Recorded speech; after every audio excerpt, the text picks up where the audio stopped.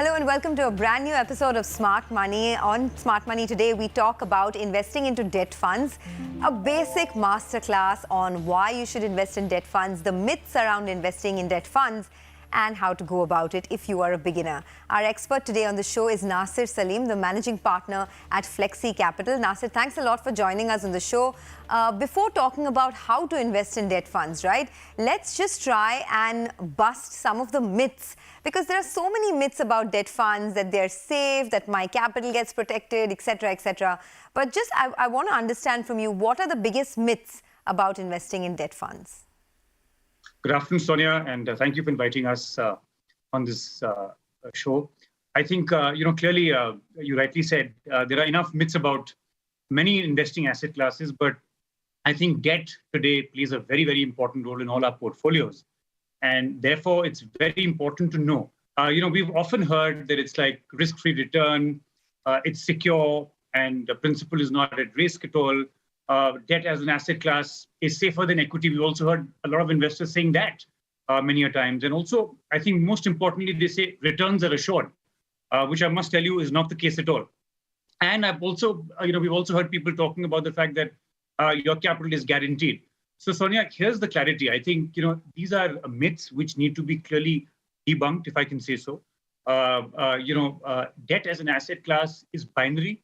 The risk is binary, right? If you get your money or you don't get your money, unlike equity as an asset class. And therefore, it's very important for investors to know that there are inherent risks in debt, just like the way there are risks in FDs, for example, also, right? But debt as an asset class comprises of multiple factors that you need to look at before investing, which is why we also have SEBI, which repeatedly comes out and says they've launched riskometers in debt funds.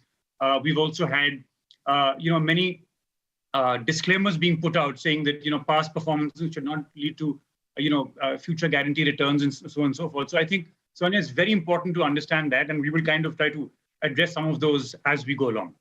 Absolutely. And I want to take it one by one, right? I mean, let's try and bust the first myth. You said that it's a myth that debt funds give risk-free returns. So what are the key risks that are involved if I invest in a debt fund? Because the common perception is that at least my capital will be protected if I'm in a debt fund, right? You tell us, what are the risks? So Sonia, again, there are three inherent risks in a debt fund, right? And this could be at a debt EIF, PMS, mutual fund, whichever fund you invest in. And the key risks are, interest rate risk. Then there is something called a credit risk, and there's a liquidity risk. Now let's probably explain each of these in a minute. Interest rate risk is something which is the biggest danger, because that is basically a function of interest rates. And that's why it's called interest rate risk. Interest rate yields and your the bond prices are inversely related. So for example, Sonia, in the last few, since March of 2020, when COVID happened, we saw all central bankers push down interest rates. So, we had the RBI come in, and they came in and said, we will reduce repo rates because we want to ensure that lending costs come down. Now, in a debt fund, basically you're investing, you're putting money. When you're investing in a debt fund, basically you're giving out money to a fund, which is basically giving out that money to various companies or a group of companies through these debt funds. What we have to understand is when interest rates come down, Sonia, the bond prices start to shoot up, because you would obviously want to end up getting a higher return. It's a very simple philosophy. What it says is, if I'm getting today, a bond is fetching me a 5% yield. Tomorrow, if the yields come down, if the RBI reduces the interest rates, it comes down to say sub 3% to 2.5%, 4%. The people who are holding a 5% bond paper obviously start charging a premium, and therefore the bond prices shoot up. And then that's exactly what happens vice versa, which is in today's scenario, Sonia, we're now looking at an interest rate increase all over globally, including India. I mean, RBI is also increasing interest rates gradually, as we know. And therefore, an inverse relationship plays out beautifully in this case.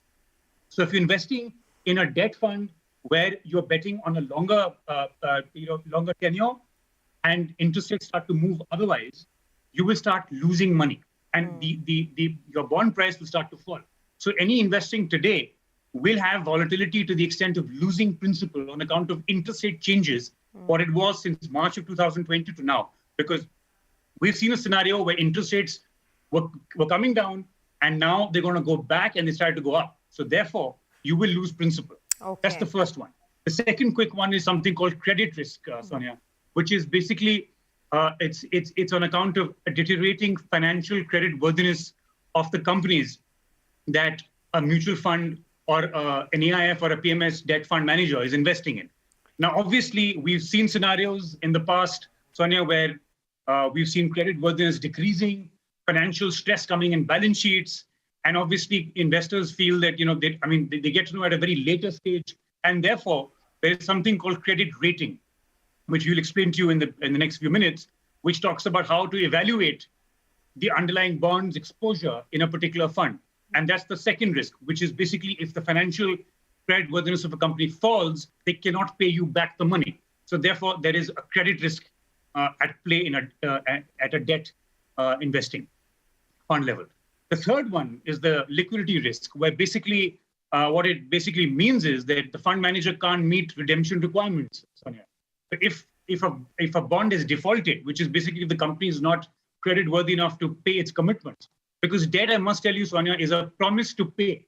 You're investing, and it's basically a promise that we will pay you a certain coupon or a certain rate of interest, depending on what frequency you use in terms of agreements. So it could be semi quarterly, annually, monthly, and therefore, if at the time of commitment liquidity risk is not met, that's a big risk in itself, and therefore that can impact your underlying returns, and your goal for which you may have invested may get completely haywire. Okay, so there are a lot of risks, right? Interest rate risk, credit risk, liquidity risk, and as we've seen in the past as well, these are situations that don't only impact one fund, it impacts the entire industry, right? How can we mitigate these risks, Nasser? So Sonia, again, as you said rightly, it's impacted industries, and we've seen these scenarios in 2020 as well.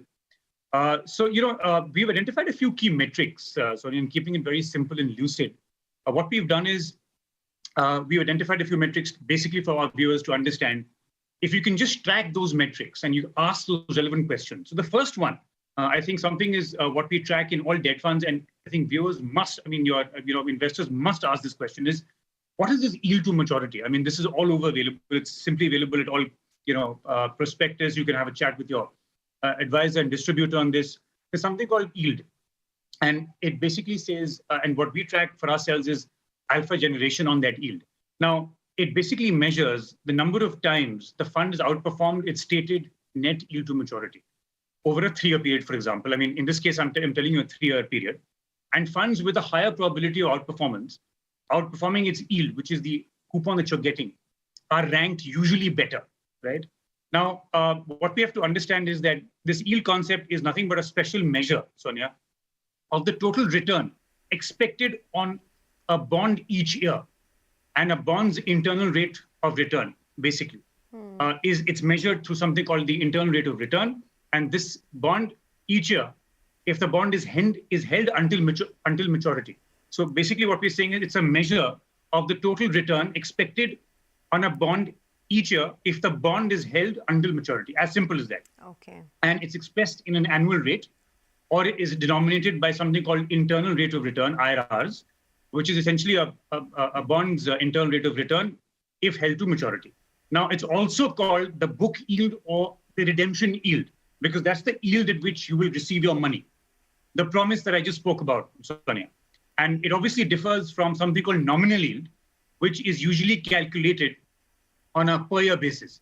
This is the yield to maturity is at maturity, and nominal is basis on every year yield. So that's one of the few things that we must fundamentally track when we speak and look at debt funds. Okay. The other one is, again, we just spoke about that, Sonia, is something called credit rating. And this is a very, very interesting perspective because, we've seen, and we've put a small case study for us, of our viewers as well, to kind of explain the logic behind this. Basically, all bonds have a credit rating. They not all, but they should have a credit rating, ideally. And it's nothing but a rating is nothing but a score that is used to judge the quality and the credit worthiness of a bond, which I just spoke to you about. Now, simply put, the higher the credit rating of the holdings, usually lower are the yield to maturity. So it's very simple. If you have a higher a higher credit rating, the yield is normally lower. If you have a lower credit rating, because a lower credit rating means basically you're investing in bonds, Sonia, which are susceptible to higher default risk, if I can say so. Sure. Or which may have possibly a lesser credit worthiness as compared to something like a higher credit rating. So a higher credit rating could range from, could, for example, starts at AAA. And the lowest could be BBB minus, for example, Sonia. So obviously the logic is very, very simple. The ratings are published by credit rating agencies regularly, and these are used by investment professionals like us to assess the likelihood of the debt which will be repaid. So again, a very, very strong barometer of metric that we need to use for debt funds. Oh, absolutely, absolutely. Credit rating, looking at credit ratings is the most important, I guess. Any more metrics that we can use to track and mitigate risk? Yeah, so the other quick one is something called modified duration, Sonia. And modified duration basically measures the change in the value of a bond in response to a change in 100 basis, which is 1% change in interest rates.